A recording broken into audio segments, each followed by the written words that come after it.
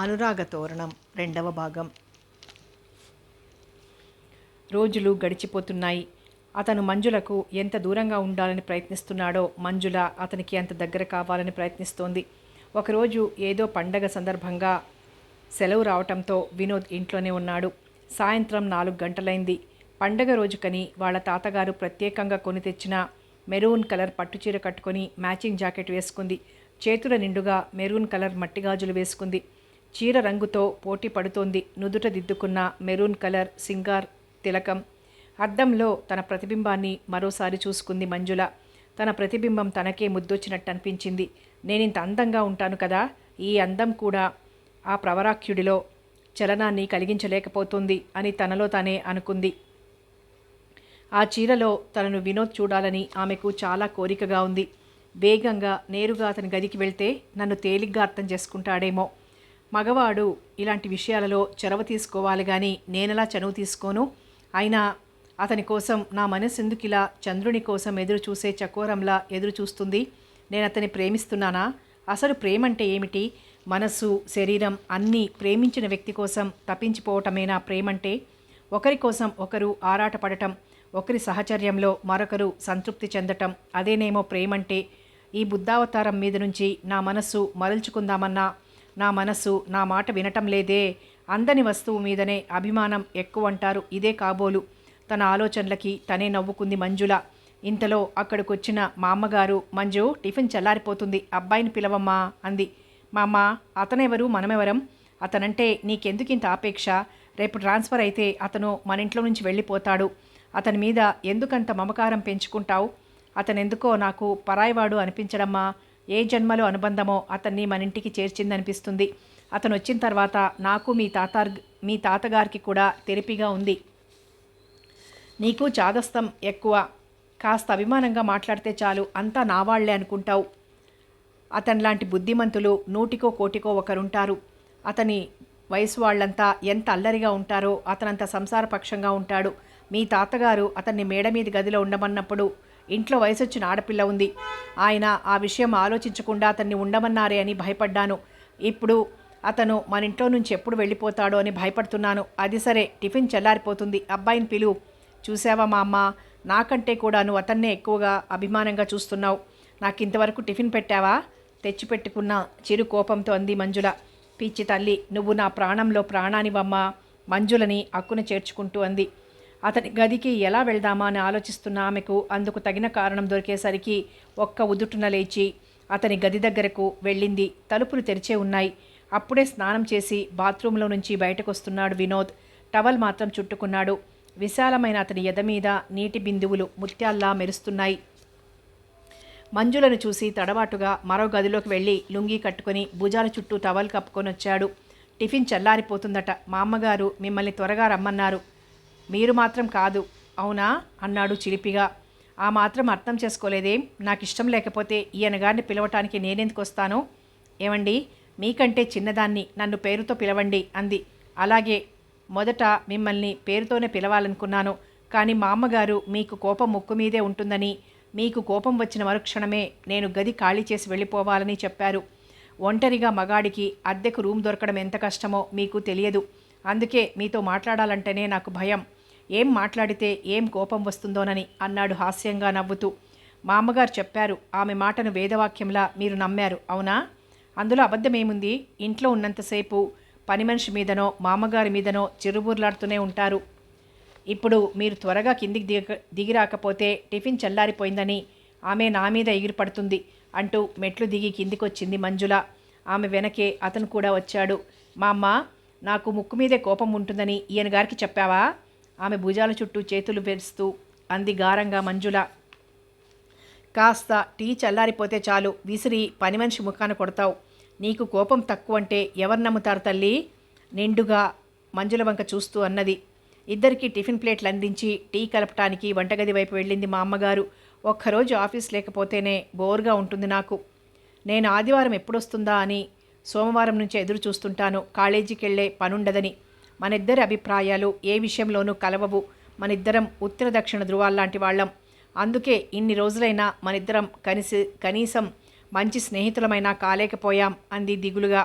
ఆడవాళ్లతో స్నేహం ప్రమాదం, అందుకే నేను ఏ ఆడపిల్లతోనూ స్నేహం పెంచుకోను. ఆ మాట ఆమె మనసుకు ములులా గుచ్చుకుంది. కిన్నురాలైనట్టుగా నీరసంగా అతని వైపు చూసింది. అలా ఎందుకనుకుంటున్నారు? మనకు కొన్ని కట్టుబాట్లు సాంప్రదాయాలు ఉన్నాయి. ఒక అబ్బాయితో ఒక అమ్మాయి స్నేహం చేయటం మన సమాజం హర్షించదు. మనం బ్రతుకుతున్నది మన కోసం కానీ సమాజం కోసం కాదుగా. మనం సమాజంలో ఒకరుగా బ్రతుకుతున్నాం కాబట్టి సమాజపు కట్టుబాట్లకు బద్దులమై ఉండాలి. మనం సమాజాన్ని గురించి పట్టించుకోకపోయినా సమాజం మనల్ని గురించి పట్టించుకుంటుంది. మీరు మరీ పిరికితనంగా ఆలోచిస్తారు. ఎలా అనుకున్నా బాధలేదు. మంజులతో మాట్లాడుతున్నా బోర్గా ఉంది. బజార్కి వెళ్ళొస్తానంటూ లేచి వెళ్ళిపోయాడు. అప్పటి వరకు చంద్రబింబంలా వెలుగుతున్న ఆమె ముఖాన కోపపు మబ్బు తెరలు కమ్ముకున్నాయి. అతని నిర్లక్ష్యపు ధోరణికి ఉక్రోషంతో కళ్ళ వెంట నీళ్లు తిరిగాయి. అవాక్కైనట్టుగా అలాగే కూర్చుంది. ఎవరు ఏడ్చినా ఎవరు నవ్వినా తనకేం ప్రమేయం లేనట్టుగా కాలచక్రం దాని పని అది నిర్వర్తిస్తూనే ఉంటుంది. కాలగర్భంలో మరో సంవత్సరం రోజులు గడిచిపోయాయి. ఒకరోజు బంధువుల అమ్మాయి పెళ్లికి తప్పనిసరై చౌదరి గారు అన్నపూర్ణమ్మ గారు ఇద్దరూ ఊరెళ్లారు. మంజులకు తోడుగా వంటావిడ మాత్రం ఉంది. ఆమె ఆ ఇంటికి కేవలం వంట మనిషే కాదు, ఆత్మబంధువు కూడా. అన్నపూర్ణమ్మ గారు పెళ్లైన కొత్తలో చిన్నతనంలోనే భర్తను పోగొట్టుకున్న ఆమెను ఇంటి పనులకు తనకు సహాయంగా ఉంటుందని పుట్టింటి నుంచి వస్తూ తీసుకొచ్చుకున్నారు. అప్పట్నుంచి అన్నపూర్ణమ్మ గారు వారింట్లోనే ఉంటుంది.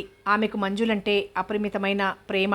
మంజులకు తోడుగా ఆమె ఉందన్న ధైర్యంతోనే ఇద్దరూ వెళ్లారు.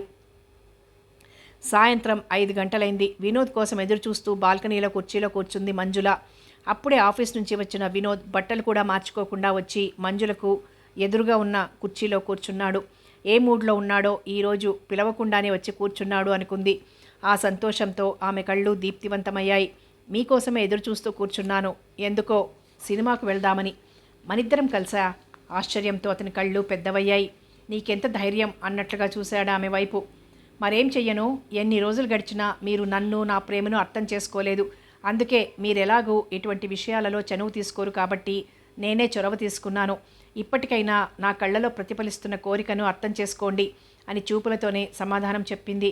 అతను మౌనంగా కూర్చున్నాడు. ఇంట్లో అతనితో కలిసి ఎంతసేపు కూర్చుని మాట్లాడినా దూరంగా కూర్చుని మాట్లాడాలి.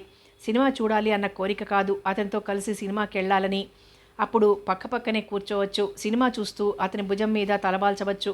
అతనితో కలిసి వెన్నెలలో తడుస్తూ నడుచుకుంటూ కబుర్లు చెప్పుకుంటూ ఇంటికి రావచ్చు. ఇలాంటి తీయని ఊహలెన్నో ఆమె మస్తిష్కంలో కదలాడుతుంటే ఆమె కోటి పున్నముల కాంతితో వెలిగిపోయింది. చెంపలు కెంపులయ్యాయి. ఊహల తీయదనానికి కళ్ళు సిగ్గుబరువుతో నేలవాలాయి. టైం అవుతుంది, త్వరగా తయారవ్వండి. మా అమ్మగారికి తెలిస్తే ఏమనుకుంటారు? మనిద్దరం కలిసి సినిమాకు వెళ్తే తప్ప? మీరు పిరికి వాళ్ళనుకున్నాను, కానీ మరీ ఇంత పిరికి వాళ్ళనుకోలేదు. ఆడపిల్ల సరదాగా సినిమాకు రమ్మని ఆహ్వానిస్తే ఆలోచిస్తూ కూర్చునే ప్రవరాఖ్యుణ్ణి మిమ్మల్నే చూశాను. కోపంతో ఆమె చెంపలు ఎరుపెక్కాయి. ఆమె సరదాను పాడు చేశానేమో, నా మాటలు ఆమెను ఎంతగా బాధ పెట్టాయో అని అతను ఆలోచిస్తున్నాడు. నేను అతని దగ్గర అతి చనువు తీసుకుంటున్నానేమో. అతను నాకు పరాయివాడుగా కనిపించకపోవటమే అందుకు కారణం. ఈ పిల్ల ఏమిటి నా మీద అధికారం చలాయించాలని ప్రయత్నిస్తుంది అనుకుంటాడేమో. ఆమె ఆలోచనలు ఇలా సాగుతున్నాయి. ఏ సినిమాకు వెళ్దాం? చటుక్కున కళ్ళెత్తి అతని వైపు చూసింది. ఆ చూపులో నా మీద జాలితో ఆ మాట అంటున్నారు కదూ అన్న భావం ఉంది. త్వరగా తయారైరా అంటూ లేచి గదికి తాళం కూడా తీయకుండా మెట్లు దిగి కిందికొచ్చాడు. 5 నిమిషాలలో తయారై గేటు దగ్గరకు వచ్చింది మంజుల. ఇద్దరూ గేటు దాటి బయటకొచ్చారు. రిక్షాలో అయితే అతనికి ఆనుకుని కూర్చోవచ్చు. ఆ ఆలోచనతోనే రిక్షాలో వెళ్దాం అంది. ఆమెతో పాటు రిక్షాలో కూర్చోవటానికి సందేహించాడు వినోద్. రండి అంటూ ఆమె తొందర చేయడంతో రిక్షాలో ఆమె పక్కన కూర్చున్నాడు. ఒక పక్కకు జరిగి ఒదిగి కూర్చున్నాడు. రిక్షా కుదుపుల్లో అతని భుజానికి తన తల తగులుతున్నప్పుడు నరాల్లో విద్యుత్ ప్రవహిస్తున్నట్లుగా ఉంది. అతనితో అలా కూర్చుని ఎన్ని రోజులైనా ప్రయాణం చేయాలనిపించింది. కాలేజీలో ఎంతోమంది అబ్బాయిలు ఆమెను ఆరాధిస్తున్నారు. కొంతమంది మాటల ద్వారా తమ ప్రేమను ఆమెకు వ్యక్తం చేస్తే మరికొంతమంది ఉత్తరాల ద్వారా వ్యక్తం చేసేవారు. ఇంకొంతమంది తన ప్రేమను నిరాకరిస్తే ఆత్మహత్య చేసుకుంటామని బెదిరిస్తూ రాసేవాళ్ళు. ఆ ఉత్తరాలు చదివి నవ్వుకుంటూ చదివి చించి పారేసేది. ఎందుకో వినోద్ సహచర్యంతో ఆమె మనస్సు మయూరంలా నాట్యం చేస్తుంది. ఆమె అంతరాల్లో అతను ఎంతో లోతులకు వెళ్ళాడు. అతను అపురూపమైన వ్యక్తిలా కనిపిస్తున్నాడు ఆమె కళ్లకు. ఆమె ఊహల్లో నుంచి తేరుకోకముందే రిక్షా థియేటర్ ముందాగింది. అతను దిగి 2 బాల్కనీ టికెట్లు తీసుకొచ్చాడు. అప్పటికే పిక్చర్ బిగిన్ కావటం వలన హాలంతా మసకమసకగా ఉంది. ఇద్దరూ పక్కపక్కనే కూర్చున్నారు. అది బాబీ హిందీ సినిమా. అప్పటికే ఆ సినిమాను మంజుల 4 సార్లు చూసింది. అతనితో కలిసి ఆ సినిమా చూడాలన్న కోరికతో వచ్చింది. తెర మీద నాయికలు డ్యూయెట్లు పాడుకుంటున్నారు. అతని దృష్టి అంతా తెర మీదే కేంద్రీకరించి చూస్తున్నాడు. మంజుల ఏదో ఒకటి మాట్లాడుతూనే ఉంది. అడిగిన దానికి మాత్రం సమాధానం చెప్తున్నాడు. సినిమా చూడటం పూర్తి అయింది. ఇద్దరు హాల్లోంచి బయటికొచ్చారు. హోటల్లో భోంచేసి వెళ్దాం. వంటావిడి చేసిన వంటకాలన్నీ వేస్ట్ అవుతాయి. ఈ పూట మనకు వంట చేయొద్దని ముందే చెప్పాను. ఇద్దరు హోటల్లో భోంచేసి ఇంటికి వచ్చేసరికి టైం రాత్రి 10 గంటలు దాటుతోంది. Good night. మెట్లకి వెళ్ళబోతూ ఆగి మంజులకు అభిముఖంగా తిరుగుతూ అన్నాడు. నాకు నిద్ర రావటం లేదు. కొద్దిసేపు బాల్కనీలో కూర్చుందాం అంటూనే అతని సమాధానం కోసం ఎదురు చూడకుండా అతనితో పాటు మెట్లెక్కి పైకొచ్చింది. ఇద్దరు కుర్చీలలో ఎదురెదురుగా కూర్చున్నారు. ఏమండి, మిమ్మల్ని మాట అడగాలనుకుంటున్నాను. ఏమనుకోరు కదూ? నీకు ప్రతిసారి ఈ మాట అడగటం అలవాటైపోయింది. ఏమీ అనుకోను. ఒకటి కాకపోతే 100 అడుగు. మీకు ప్రేమంటే ఏమిటో తెలుసా? ఆ మాట శూలంలా తాకింది అతని మనసుకు. హృదయాంతరాలలో దాగిన మమతలకు స్పందన కలిగింది. కదిపితే రక్తం చిమ్మేటంతగా ఎర్రబారింది అతని ముఖం. ఆ సమయంలో అతని ముఖంలోని భావాలను చూడాలని ఉన్నా సూటిగా అతని కళ్ళలోకి చూసే ధైర్యం లేక తలవాల్చుకుంది. ఒక జీవి మరో జీవి కోసం తపించటమే ప్రేమ అని మా ఫ్రెండ్ చెప్తుంటాడు. ఇకపోతే ఒక్కొక్క రచయిత ప్రేమను గురించి ఒక్కొక్క రకంగా తమ అభిప్రాయాలను తమ రచనల ద్వారా వెలిబుచ్చారు. మరొకరికి ఆనందాన్ని ఇవ్వటంలోని ఆనందాన్ని అనుభవించగలిగింది ప్రేమ అన్నారు చలంగారు. వారి అభిప్రాయంతో నేను కూడా ఏకీభవిస్తాను. ఎందుకంటే ప్రేమ వల్ల వచ్చే ఆనందం అద్వితీయమైనది. ప్రేమతో మనసు నిండి ఉన్నప్పుడు తను ప్రేమిస్తున్న వ్యక్తి నుంచి ఎంత ఆనందం వస్తుందనే ధ్యాస ఉండదు. ఎంతసేపు ఎంత ఇస్తున్నాం అనే యోచనే ఉంటుంది. మంజుల కళ్ళు ఆశ్చర్యంతో విప్పారాయి. తనింతకాలం జడపదార్థం ఉత్సవ విగ్రహం అని భావించుకుంటున్న ఇయ్యలలో ప్రేమను గురించి ఎంత నిశ్చితమైన అభిప్రాయాలున్నాయి. అతని ముందే తనెంతో అల్పురాలైనట్టుగా సిగ్గుతో మంజుల కళ్ళు నేలవాలాయి. ఇంకా చెప్పమంటావా? అతని కళ్ళల్లో కొంటెదనం ప్రతిఫలించింది. మంజు చెంపలు కెంపులయ్యాయి. ఆమె అధరాలు వణికాయి. ఉద్వేగంతో ఆమె గుండెలు ఎగిసిపడ్డాయి. మంజు అన్నాడు. అతని నుంచి అటువంటి తీయని పిలుపు వినాలని తప్పించిపోతున్న మంజులకు ఆ పిలుపు అమృత సోనలా ఉంది. చెంపల్లోకి వచ్చిన ఆవిరి పొంగింది. మత్తుగా ఉంది ఆమె మాట. ప్రేమకు నిర్వచనం తెలియని వాళ్ళు అరుదుగా ఉంటారు. కొంతమంది తన ప్రేమను వ్యక్తం చేయగలుగుతారు. మరికొంతమంది పరిస్థితుల ప్రభావం వల్లనో ఇంకేదైనా బలమైన కారణం ఉండి తను ప్రేమిస్తున్న వారి ప్రేమకు తాము అర్హులము కామో అనుకుంటే స్పందన లేని విగ్రహాల్లాగా ఉండిపోతారు. అటువంటి ఉత్సవ విగ్రహాల్లాంటి మనుష్యులలో స్పందన కలగాలంటే వాళ్ల మనసులను అర్థం చేసుకుని వాళ్ల హృదయ వీణను శృతి చేయగల మరో హృదయం తటస్థపడినప్పుడు మాత్రమే మనసుకు స్పందన కలిగి హృదయ వీణ తన తీగలు సవరించుకొని తీయని గానం ఆలపిస్తుంది. అంతే. ఆ మాటలంటున్నప్పుడు అతని గొంతులో జీర పలికింది. తన ఉద్వేగాన్ని అణుచుకుంటున్నట్టుగా కుర్చీలో వెనక్కి వాలి కళ్ళు మూసుకున్నాడు వినోద్. ఆ క్షణంలో ఆమెకు అతను ఎంతో ఎత్తుకు తను అందుకోలేనంత స్థితికి ఎదిగిపోయినట్లుగా అనిపించింది. గదిలో వెలుగుతున్న ట్యూబ్లైట్ కాంతి అతని ముఖం మీద పడుతోంది. ఆ కాంతిలో అతని ముఖం గంభీరంగా ఉండటం కనిపించింది ఆమెకు. అతన్ని గురించి తన ఊహలు అతనికి భిన్నంగా ఉండి ఆమెను తలకిందులు చేయటంతో షాక్ తిన్నట్లుగా ఉంది.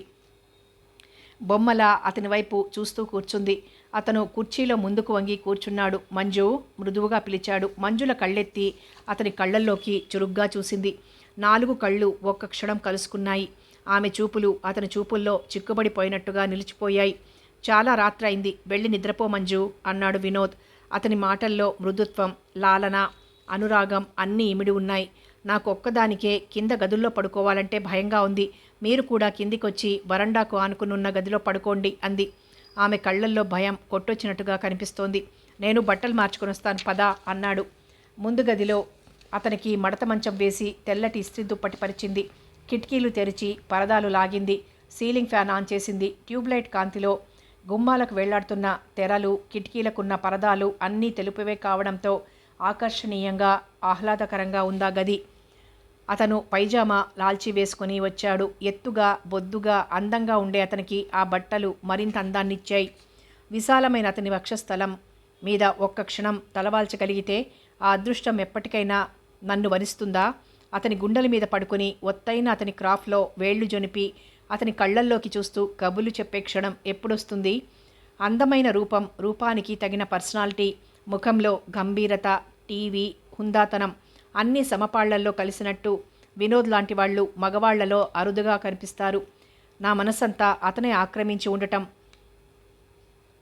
వల్ల వినోద్ నాకు అలా కనిపిస్తున్నాడా? తదేకంగా అతని ముఖంలోకి చూస్తోంది. మంజు, నేను ఈ గదిలోనే ఉన్నానుగా, నీ గదికి ఈ గదికి మధ్యనున్న తలుపులు తెరిచి పడుకో, భయం ఉండదు అన్నాడు మృదువుగా. మంజు 2 గదులకు మధ్యనున్న తలుపులు తెరిచింది. తన గదిలో పడుకున్న ఆమెకు ఎంత ప్రయత్నించినా నిద్ర పట్టటం లేదు. అతన్ని గురించిన చిలిపి ఊహలు ఆమె మనస్సుని కలవరపెడుతున్నాయి. అతను ట్యూబ్లైట్ తీసేసి బెడ్ లైట్ వేశాడు. ఆ కాంతిలో మంచం మీద పడుకున్న అతను కనిపిస్తూనే ఉన్నాడు. అతను నిద్రపోతున్నట్టున్నాడు, కదలటం లేదు. అతని గదిలోకి వెళ్ళి అతని మంచానికి దగ్గరగా నిలబడి అతన్ని తనివి తీరా చూడాలనుంది. కానీ సంకోచంగానూ ఉంది. ఆలోచిస్తూ అలాగే పడుకుంది. ఆ తర్వాత కొద్దిసేపటికి దృఢ నిశ్చయం చేసుకున్న దానిలా అతని గదిలో లోపలికి అడుగుపెట్టింది. అతి నిశ్శబ్దంగా, అడుగులేమాత్రం చప్పుడు కాకుండా అతని మంచం దగ్గరికి వచ్చింది. ఫ్యాన్ గాలికి అతని క్రాఫ్ చెదిరి పాలభాగాన్ని కనిపిస్తోంది. తల కింద చేతులు పెట్టుకుని అతను పడుకున్న తీరులో రాజసం, హుందాతనం ఉట్టిపడుతున్నాయి. నిమిషాలు గడిచిపోతున్నాయి. ప్రేమించిన వాళ్ళు అర్పించుకోవాలని కోరుకుంటారు. ఆ ఆలోచనే ఆమెను తొందర పెడుతోంది. మనసు వెనక్కి లాగుతోంది. ఎంత చూసినా తనివి తీరటం లేదు. కాళ్ళు నేలకు అంటుకుపోయినట్టుగా అలాగే నిలబడిపోయింది. అతను పక్కకు తిరిగాడు. అతనికి మెలకువ వస్తుందేమో అనుకుంటూ నిశ్శబ్దంగా తన గదిలోకి పోబోయింది. అంతలోనే అతని గదిలో లైటు వెలిగింది. మంజుల ఉలిక్కి పడింది. అతను మంచం మీదే పడుకుని ఉన్నాడు. ఒక్క నిమిషం ఒకరికి ఒకరు మనసులోని భావాల్ని చదువుతున్నట్లుగా చూసుకున్నాడు. ఈయన మేలుకునే ఉన్నారా? మై గాడ్, నేనింతసేపు ఆయన మంచం దగ్గర నిలబడటం గమనించాడన్నమాట. లజ్జాభారంతో మంజుల ముఖం నేలకు దిగిపోయినట్లుగా వంగిపోయింది. నువ్వింకా నిద్రపోలేదా మంజు? మృదువుగా అడిగాడు. లేదు, నేను నసుగుతూ అంది మంజుల. ఒక్క నిమిషం తదేకంగా ఆమె ముఖంలోకి చూసి మంచం మీద నుంచి లేచి ఆమెకు దగ్గరగా వచ్చి ఆమె భుజం చుట్టూ చెయ్యి వేసి ఆమెను దగ్గరకు తీసుకొని ఆమె ముఖాన్ని తనకభిముఖంగా తిప్పుకొని ఆమె నుదుటి మీద సున్నితంగా ముద్దు పెట్టుకున్నాడు. ఆమె కళ్ళు సంతోషమో భయమో తెలియని స్థితిలో రెపరెపలాడాయి. రక్తం ఒక్కసారిగా పొంగుకు వచ్చి ఒళ్లంతా వేడిగా అనిపించింది. 5 నిమిషాలు గడిచాయి. ఆమె ఆ షాక్ నుంచి తేరుకొని ఈ లోకంలోకి వచ్చింది. అతను నేను శృతిమించి ప్రవర్తించలేదు కదా అనుకుంటూ మంజులను వదిలి తన గదిలోకి వెళ్ళి లైటు తీసేసి నిండుగా దుప్పటి కప్పుకొని పడుకున్నాడు. కలవరపాటుతో మంజుల ఆ రాత్రంతా నిద్రపోలేకపోయింది. రోజులు గడిచిపోతున్నాయి. మంజుల నుంచి ఎంత తప్పించుకొని తిరగాలనుకున్నా అతనికి సాధ్యం కావటం లేదు. వారానికి 2 సార్లైనా వినోద్ ఆఫీస్ నుంచి వచ్చేసరికి సినిమాకనో షికారుకనో ప్రోగ్రాం నిర్ణయించి తను తయారై ఎదురు చూస్తూ ఉంటుంది. మంజుల మీదున్న అతి ప్రేమతో మా అమ్మగారు కూడా అది తప్పని ఆమెను వారించకపోగా ఆమెను సమర్థిస్తూ అమ్మాయి చూడాలనుకుంటుంది, దాని మనసు బాధపడితే మేము చూడలేం బాబు, తీసుకెళ్ళు అంటుంది. మా అమ్మగారి మాట కాదనలేక మంజులతో తరచుగా సినిమాలకు షికార్లకి వెళ్తున్నాడు వినోద్. అతని సహచర్యంలో ఆమెకు రోజులు క్షణాల్లో గడిచిపోతున్నాయి. ఫైనల్ ఇయర్ పరీక్షలు కూడా ముగియటంతో రోజంతా ఖాళీగా ఉంటుంది. అతను ఆఫీస్కి వెళ్లేంత వరకు అతని చుట్టూ తిరుగుతూ అతనికి కావలసినవి అందిస్తూ అతనితోటిదే తన లోకంగా ఉంటుంది. అతను ఆఫీస్కి వెళ్ళిపోయిన తర్వాత అతన్ని గురించి ఊహించుకుంటూ పడుకోవటమో వారపత్రికలు తిరగేయటమో చేస్తుంది. సాయంత్రం 4 గంటలకల్లా స్నానం చేసి అందంగా ముస్తాబై అతని కోసం ఎదురు చూస్తూ కూర్చుంటుంది. అతను రాగానే అతనితో కలిసి బయటికి వెళ్ళటమో లేకపోతే ఇద్దరు బాల్కనీలో కూర్చొని కబుర్లు చెప్పుకోవటమో చేస్తారు. అతను వచ్చి 3 సంవత్సరాలైంది. ఇన్ని రోజులలోనూ అతను తన ప్రేమను అర్థం చేసుకోలేకపోవటం ఆమెకెంతో బాధ కలిగించింది. చదువు అయిపోవటం వలన తాతగారు ఆమెకు సంబంధాలు చూస్తున్నారు. ఆ విషయం తెలిసి కూడా అతను తనకేం పట్టనట్టుగా ఉండటంతో అతన్ని ఎలా అర్థం చేసుకోవాలో ఆమెకు అర్థం కావటం లేదు. తను కూడా తన ప్రేమను అతనితో వ్యక్తం చేయకుండా ఉంటే ఈలోగా తాతయ్య గారు ఏదో ఒక సంబంధాన్ని నిర్ణయిస్తారు. అప్పుడు ఎంత బాధపడ్డా ప్రయోజనముండదు. అతన్ని తప్ప మరో వ్యక్తి నా భర్త కావటం ఊహల్లో కూడా భరించలేను. తాతయ్య మాటిచ్చారంటే తప్పదు. నేనింకా ఇలాగే ఉపేక్షిస్తే తాతయ్య గారు తనకు నచ్చిన వ్యక్తితో నా జీవితాన్ని ముడిపెడతారు. లాభం లేదు. ఆయనకి పెళ్లి విషయం ఎత్తరు. ఆయన పెళ్లి విషయం ఎత్తరు. నేను కూడా తొందరపడకపోతే నా జీవితాన్ని నేనే నాశనం చేసుకున్న దాన్నవుతానేమో. అతని మనస్సులోని అభిప్రాయం తెలుసుకోకుండా నా మనసు ఎలా తెలుపను అతనికి? అతను నన్ను ప్రేమిస్తున్నాడో లేదో. పెరికితనం వల్లనో లేక మరే కారణం మూలంగానో అతను తన ప్రేమని వ్యక్తం చేయలేకపోవచ్చు. నేను కొత్త చీర కట్టుకుంటే నా వైపు ఆరాధనగా చూస్తాడు. నన్ను చూడగానే అతని కళ్ళు మెరుస్తాయి. మాటలతో చెప్పలేని భావాన్ని కళ్ళతో వ్యక్తం చేస్తాడు. నా మీద ప్రేమ లేకపోతే నన్ను చూడగానే అతని కళ్ళు ఎందుకు దీప్తివంతమవుతాయి? అతను చూపే ఆరాధన, అభిమానం అవి చాలవా అతను నన్ను ప్రేమిస్తున్నాడని నిర్ధారణ చేసుకోవటానికి? నా మనసు విప్పి చెప్పిన తర్వాత అతను కాదంటే నేను బ్రతకగలనా?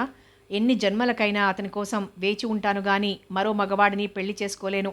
ఆయన కాదంటే నేను అస్సలు బ్రతికుండను, చచ్చిపోతాను. ఆ ఊహకే ఆమె మనస్సు తుపాకీ దెబ్బ తిన్నట్టుగా విలవిల్లాడిపోయింది. ఏమైనా సరే ఈరోజు అతని ఇంటికి రాగానే నా మనస్సంతా అతనికి విప్పి చెప్పాలి. అతని మనస్సులో ఏముందో, ఎందుకు నేనంటే అంత ఉదాసీనంగా ఉంటున్నాడో అడిగి తెలుసుకోవాలి. నా ప్రేమను అంగీకరిస్తే తాతయ్య గారికి చెప్పి వీలైనంత త్వరగా అతన్ని పెళ్లి చేసుకోవాలి. కొన్ని విషయాలలో ఆలస్యం చేస్తే అమృతం కూడా విషంగా మారిపోతుందంటారు. ఇంకేమాత్రం ఆలస్యం చేయకూడదనుకుంటూ అతని కోసం ఎదురు చూస్తూ కూర్చుంది. నిమిషాలు గంటలుగా మారిపోతున్నాయి. రాత్రి 7 గంటలైనా అతను రాలేదు. క్షణక్షణానికి విసుగు, కోపం అధికమవుతున్నాయి. మంజుల మనస్సులో అసహనంగా ఒకచోట ఉండలేకపోతోంది. అక్కడి నుంచి మేడ మీదకొచ్చింది. ఈ మధ్య అతను గదికి తాళం వేసుకెళ్లటం లేదు. తలుపులు దగ్గరగా వేసున్నాయి. తలుపులు తెరిచి గదిలో లైట్ వేసింది. తెల్లటి ట్యూబ్లైట్ కాంతి గదంతా పరుచుకుంది. అతని మంచం మీద పక్క నలిగి ఉంది. రోజు వాళ్ల పని మనిషే ఆ గదిని కూడా శుభ్రం చేస్తుంది. మంచం దగ్గరకు వెళ్ళి ఆ మంచం మీదున్న దుప్పటి తీసేసి స్టాండ్ మీదున్న ఇస్త్రీ దుప్పటి పరిచింది. టేబుల్ మీద చిందరవందరగా పడున్న పుస్తకాలన్నీ తీసి దులిపి క్రమమైన పద్ధతిలో సర్దింది. స్టాండుకు తగిలించున్న మాసిన అతని ప్యాంట్లు, షర్ట్లు అన్నీ తీసి ఒక పక్కగా పెట్టి స్టూల్ మీదున్న ఇస్త్రీ బట్టల్ని హ్యాంగర్లకు తగిలించి హ్యాంగర్లను స్టాండుకు తగిలించి గది అంతా నీట్గా సర్దింది. అతను ఇంకా రాలేదు. మంజుల టైం చూసుకుంది. 8 గంటలైంది. మా అమ్మగారికి అనారోగ్యం మూలంగా తాతయ్య గారు 7 గంటలకే షాప్ మూసి ఇంటికొస్తారు. 8 గంటల లోపు వినోద్ వస్తే అందరూ కలిసే భోంచేస్తారు. ఆ టైంకి అతను రాకపోతే అతను భోజనానికి కావలసినవన్నీ ట్రేలో సర్దిపెట్టి వాళ్ళ ముగ్గురు భోంచేస్తారు. ఆ ట్రే మంజుల అతని గదిలో పెట్టొస్తే అతను రాత్రి ఏ వేళకొచ్చినా ఎవ్వరినీ లేపనవసరం లేకుండా తన గదిలోనే భోంచేసి పడుకుంటాడు. అతను ఆలస్యంగా వచ్చిన రోజల్లా అలాగే జరుగుతుంది. మా అమ్మ నా కోసం ఎదురు చూస్తుందేమో అనుకుంటూ తలుపులు దగ్గరగా లాగి కిందికొచ్చింది మంజుల. అప్పటికే తాతయ్య గారు షాప్ నుంచి వచ్చి స్నానం ముగించి డైనింగ్ టేబుల్ ముందు మంజుల కోసం ఎదురు చూస్తూ కూర్చున్నారు. ఎక్కడికి వెళ్ళామమ్మా ఇంతసేపు? మంజు జుట్టు నిమురుతూ అడిగారు. బాల్కనీలోనే ఉన్నాను తాతయ్య. నేను షాప్ నుంచి రాగానే రోజులా నువ్వు ఎదురు రాకపోయేసరికి నాకు మతిపోయినట్టుంటుంది. సారీ తల వంచుకుని అంది. ఈ రోజంతా వినోద్ రాలేదనుకుంటాను.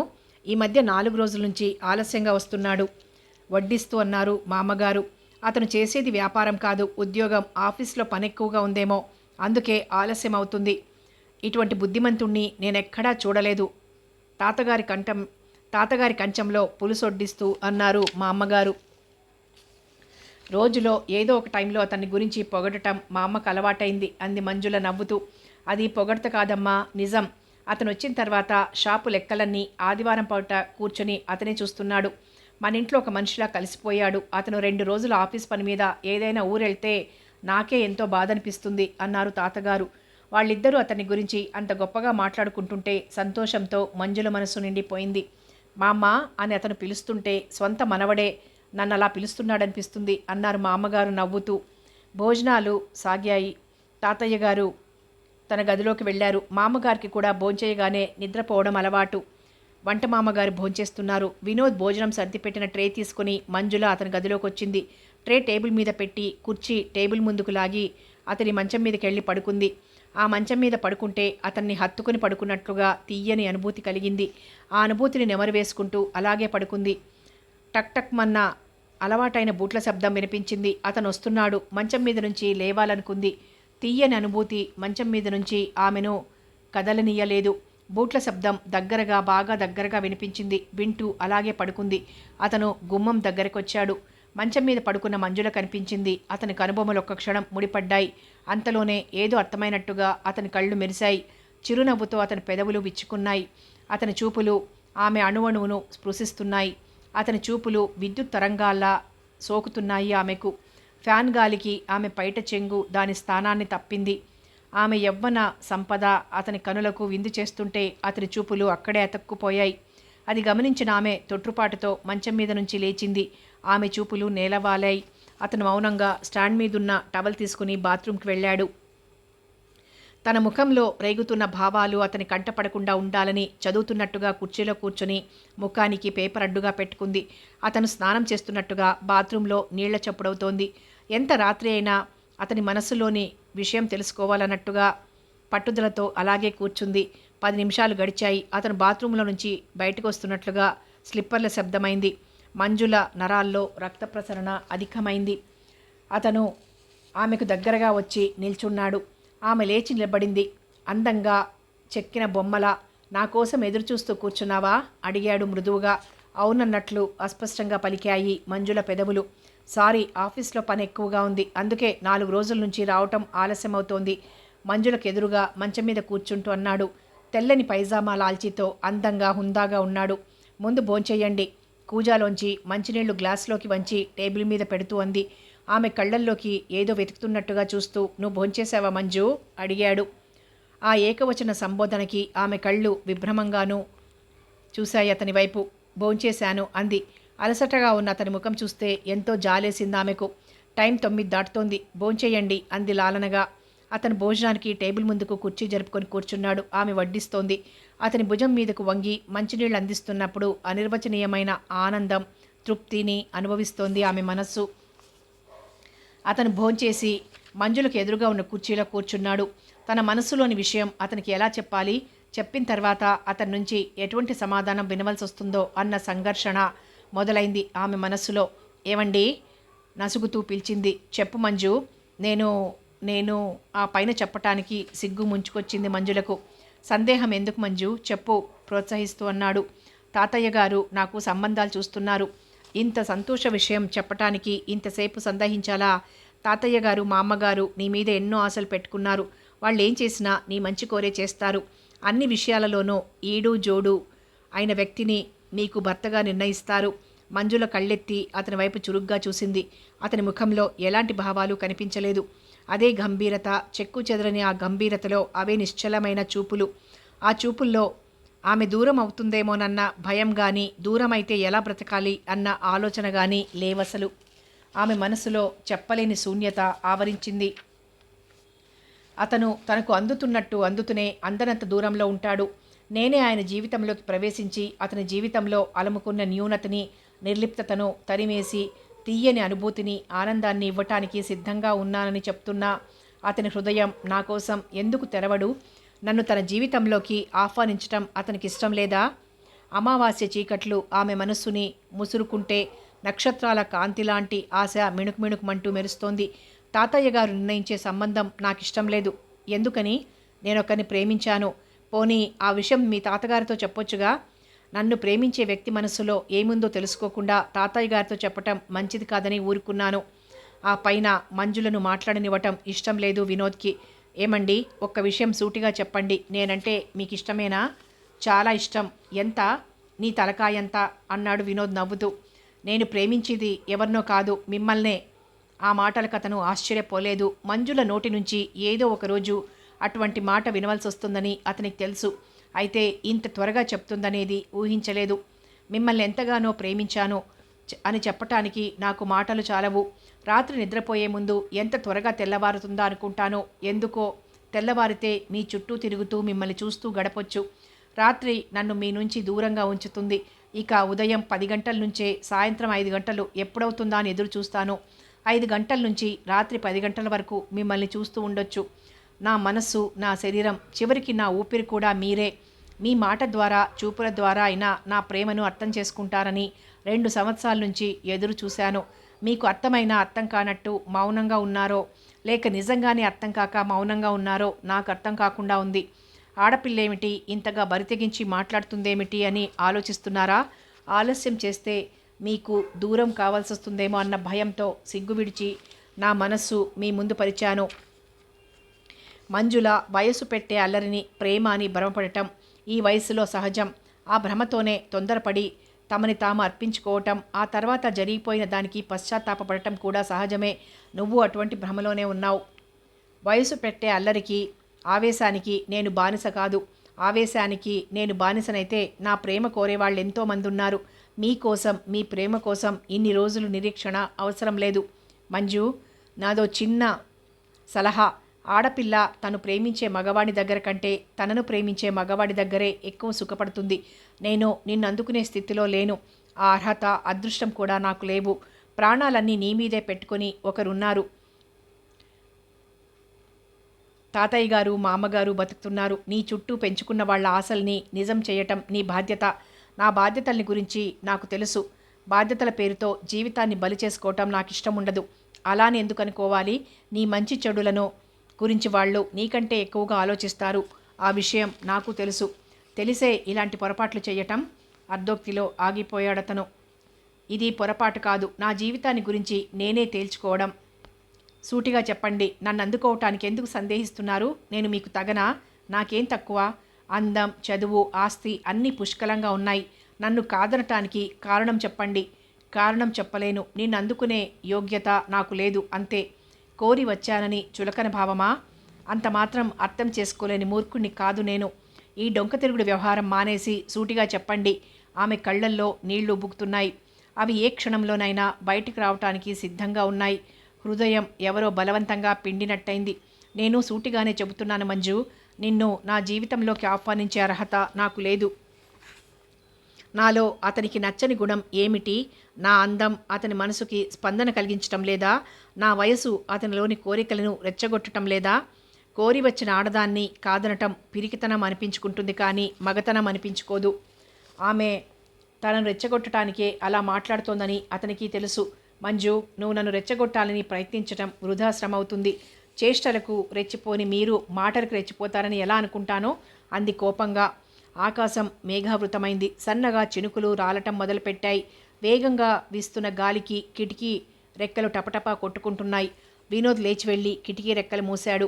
సన్నగా మొదలైన వర్షం అర్ధగంట గడిచేసరికి కుండపోతగా కురవటం మొదలుపెట్టింది. వీస్తున్న పెనుగాలికి చెట్లు పునాదులతో సహా కదులుతున్నాయి. ఉరుములతో, మెరుపులతో ప్రకృతి భయంకరంగా గర్జిస్తోంది. మంజుల గుండెల్లో అగ్నిగోళాలు బద్దలవుతున్నాయి. మీలో ప్రేమ, ఆవేశం, కోరిక ఇవేమీ లేవా? మీలో ఏదో లోపం ఉంది. అది కప్పిపుచ్చుకోవటానికి ప్రయత్నం చేస్తున్నారు. అసలు మీరు మగవాళ్లేనా? హద్దులు దాటిన ఆవేశంతో తనేం మాట్లాడుతున్నది తనకే తెలియని దానిలా అరిచింది. ఆ మాట అతని మనసుకి కత్తిలా చీల్చింది. ఆవేశం అతనిలోని వివేకాన్ని నశింపచేసింది. అతని మనసు విచక్షణ జ్ఞానాన్ని కోల్పోయింది. నువ్వు మగాడివేనా అని 1000 గొంతుకులతో అరిచినట్లుగా అనిపించింది. ఆ గదిలో ఎటు చూసినా నువ్వు మగాడివేనా అని అడుగుతూ నవ్వుతున్నట్టు అనిపించింది. ఆవేశంతో అతని పిడికిళ్ళు బిగుసుకున్నాయి. ముఖం కందగడ్డలా అయింది. ఆకలిగొన్న సింహంలా మంజులను సమీపించాడు. మంజుల భుజం చుట్టూ చేతులు వేసి దగ్గరికి లాక్కున్నాడు. అతను మనిషంతా కంపిస్తున్నాడు. తీవ్రమైన కాంక్షతో ఆమె ముఖాన్ని ముద్దులతో నింపాడు. గులాబీ పువ్వులాంటి సుకుమారమైన ఆమె స్పర్శకు అతనిలో నిద్రపోతున్న కోరికలన్నీ ఒక్కసారిగా పడగలు విప్పి బుసలు కొట్టాయి. అతని ఊపిరి ఆమె చెంపలకు వెచ్చగా తగులుకుంటోంది. అతని చేతులు ఆమె చుట్టూ మరింతగా బిగుసుకుంటున్నాయి. ఆమె భయంతో వణికిపోలేదు. తను కోరుకున్నవాణ్ణి పొందగలిగానన్న తృప్తితో ఆమె కళ్ళు దీప్తివంతమయ్యాయి. యవ్వన కాంతితో ఆమె ముఖం కోటి పున్నముల కాంతిని నింపుకుంది. సంతోషంగా, తృప్తిగా తనను తాను అతనికి అర్పించుకుంది. ఎక్కడో పిడుగుపడినట్లుగా పెద్దగా చప్పుడైంది. అతన్ని మరింతగా హత్తుకుపోయింది. కథ కొనసాగుతుంది.